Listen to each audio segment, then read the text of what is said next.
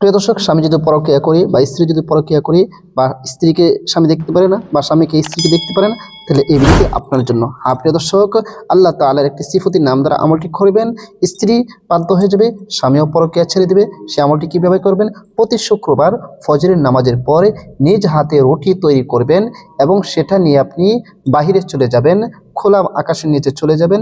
সেখানে গিয়ে উপরের দিকে নজর করে আপনি খোলা আকাশের নিচে রুটির উপর ডান হাতের শাহাদাত আঙ্গুল দিয়ে লিখবেন ইয়া মুমিতু, লিখে সেটা আপনার স্বামীকে 7 দিন খাওয়াবেন বা স্ত্রীকে আপনি 7 দিন খাওয়াবেন।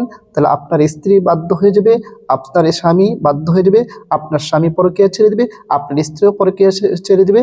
আপনাদের মধ্যে ভালোবাসা আগের মতো হয়ে যাবে ইনশাল্লাহ। কেউ কাউকে ছাড়া থাকতে পারবে না, একজন আরেকজনের জন্য পাগল করা হয়ে যাবে। ভিডিওটা বেশি করে শেয়ার করে দেবেন। আসসালামু আলাইকুম রহমতুল্লাহ।